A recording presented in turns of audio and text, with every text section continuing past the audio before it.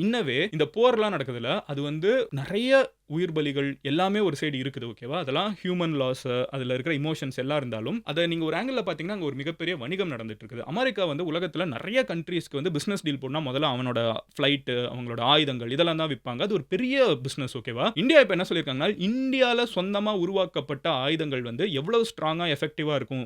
நூற்றுக்கணக்கான ட்ரோன்ஸ் இந்தியாக்குள்ள வந்துகிட்டே இருக்குது. எல்லாத்தையுமே ஹேண்டில் பண்ண முடியுது. அந்த அளவுக்கு எங்களோட டிஃபென்ஸ் இருக்கு. அதுவும் இந்தியா மேடு. நம்ம இத பத்தி ஆல்ரெடி பேசியிருந்தோம். இந்தியாலே இண்டிஜினஸா டெவலப் பண்ண நெறைய கிரவுண்ட்ல இருந்து வானத்துல வரக்கூடிய ட்ரோன்ஸ தாக்கக்கூடிய டெக்னாலஜிய வச்சே வந்து நம்ம நெறைய தகர்த்தி இருக்கோம். ஓகேவா?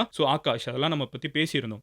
அந்த அளவுக்கு வந்து இந்தியா இன்னைக்கு ஸ்ட்ராங்கா இருக்குது. நம்ம நாட்டிலேயே ஆயுதங்கள உருவாக்க முடிஞ்சிருச்சு. நம்ம இன்னும் ரஷ்யா மேலயோ, யுஎஸ் மேலயோ, சைனா மேலயோ டிபெண்டன்ட்டா இருக்கணுங்கிற ஒரு காலகட்டத்த தாண்டி நம்மளாலே இன்னைக்கு உருவாக்க முடியுதுங்கிறத உலகத்துக்கே காமிச்சிருக்கோம். அப்படிங்கிற ஒரு ஆங்கிள்ல ஒண்ணு பேசுறாங்க. அதுக்கப்புறம் இந்தியா வந்து இன்னைக்கு இருக்கிற போர்ங்கிறது இதுக்கு முன்னாடி இருந்த போருக்கும் இன்னைக்கு இருக்கிற போருக்கும் நெறைய வித்தியாசம் இருக்குது. ஃபார் எக்ஸாம்பிள் கார்கில் அப்போ பார்த்தீங்கன்னா 2 சைடும் பாகிஸ்தான் சோல்ஜரும், இந்தியன் சோல்ஜரும் மாத்தி மாத்தி உள்ளுக்குள்ள போறது, வெளிய வருது அந்த மாதிரி ஒரு பிரச்சனை போயிட்டு இருந்துச்சு பார்டர்லயே. நீங்க இப்ப பார்த்தீங்கன்னா ட்ரோன்ஸ் போகுது. ஓகேவா? ட்ரோன்ஸ் இது ஒரு மாடர்ன் வார்ஃபேர்ங்கிறது இதுதான். நீங்க இந்தியால மட்டும் கிடையாது. இந்தியா பாகிஸ்தான் மட்டும் கிடையாது. நீங்க உக்ரைன் எடுத்துக்கோங்க, ரஷ்யா உக்ரைன் எடுத்துக்கோங்க, இல்லனா வந்து இது எடுத்துக்கோங்க, இஸ்ரேல் காசா அங்க இருக்கிற மக்களுக்கும் நடந்துட்டு இருக்கிற பிரச்சனை எடுத்துக்கோங்க. உலகம் ஃபுல்லாவே வந்து இப்போ போருங்கிறது வந்து ட்ரோன்ஸா மாற ஆரம்பிச்சிருச்சு. இன்னைக்கு போர் வந்து யாருமே டைரக்ட்டா போய் சண்டை போடுறது இல்லன்னு சொல்ல முடியாது. கம்மியாயிடுச்சு. ஃபுல்லா ட்ரோன் பக்கம் போக ஆரம்பிச்சிருச்சு. பிரைம் மினிஸ்டர் என்ன சொல்றாங்கன்னா, ட்ரோன்ஸா இருக்கட்டும், யூகேவ்ஸா இருக்கட்டும், அதே மாதிரி இந்த இந்தியாலயே வந்து உருவாக்கப்பட்ட இண்டிஜினஸான ஆயுதங்கள்லாம் இருக்குதுங்கிறத வந்து பிரைம் மினிஸ்டரே சொல்றாங்க. அதெல்லாம் வச்சு நம்ம தரையில இருந்தே